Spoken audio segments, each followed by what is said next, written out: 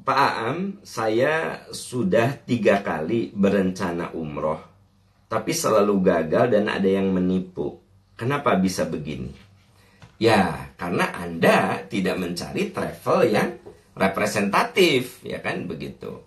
Jadi, begini, orang ditipu itu dua.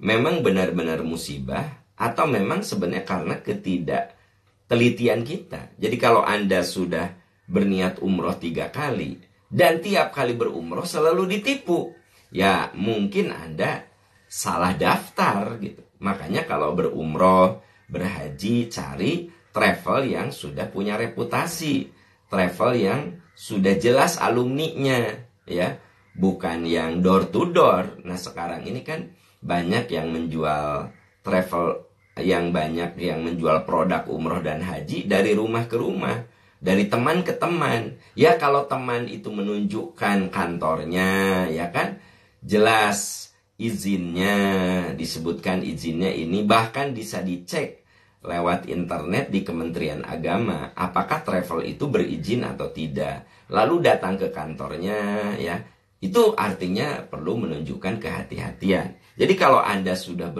berniat umroh 3 kali, selalu ada yang nipu. Nah, kalau tertipu 1 kali ya mungkin karena Anda tidak paham. Tapi kalau sampai 3 kali ya itu kecerobohan Anda, begitu ya. Nah makanya saran saya, coba kalau mau berumroh apalagi haji khusus, ya kan, itu harus benar-benar ke travel yang sudah teruji. Anda bisa konsul ke Taman Citarum nomor 9, ke Percikan Iman. Alhamdulillah Percikan Iman selalu sesuai dengan jadwal. Kalau Desember tanggal sekian kita sesuai dengan jadwal. Kalau Januari tanggal sekian karena kita sudah booking tiketnya jauh-jauh hari, begitu ya. Jadi ciri bahwa travel itu bermasalah itu ganti-ganti tanggalnya sering. Ya kalau misalnya geser 2 hari, 1 hari itu masih oke, ya kan, masih bisa dan itu pun jauh-jauh hari. Misalnya 2 bulan sebelum gitu ya. Tapi kalau seminggu sebelumnya baru geser, nah itu ciri bahwa dia belum punya tiket kalau begitu. Jadi itu ciri ya. Kalau misalnya sudah manasik, terus saudara-saudara kita akan pergi misalnya tanggal minggu depan, 2 hari sebelum dibatalkan. Ibu bapak kita geser ya ke 2 minggu berikut. Nah itu ciri travel yang sebenarnya dia belum punya tiket kalau begitu.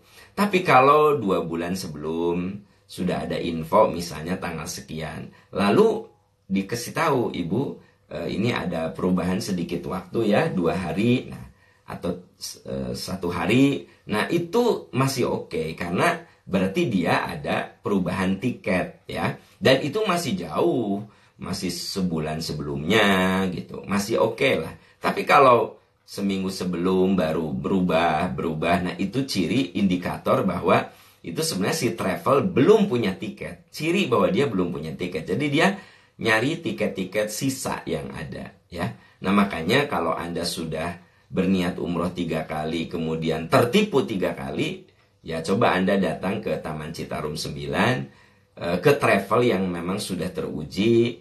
Anda bisa nanya ke para alumninya, begitu ya. Nah karena sekarang ini banyak juga yang itu door to door, bari tidak jelas si travelnya teh apa ya. Kalau ada yang door to door dari rumah ke rumah, dari teman, Anda bisa cek ke kantornya, Anda bisa cek ke Kementerian Agama. Memang sekarang ini perlu ekstra hati-hati, terutama selain umroh ya haji, ya kan.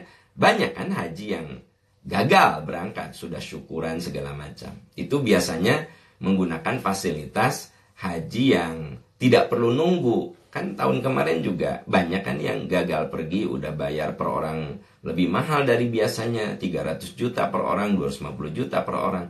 Ada jemaah yang suka ngaji ke Percikan Iman, dia terpana dengan ucapan tidak perlu nunggu. Akhirnya dia dan istrinya gagal berangkat, dan uang 500 juta berdua ini belum tentu kembali juga, padahal sudah syukuran dan lain sebagainya. Nah ini makanya kalau menurut saya ada kecelakaan karena kecerobohan kita, ya. Nah kalau yang seperti ini kan karena kecerobohan.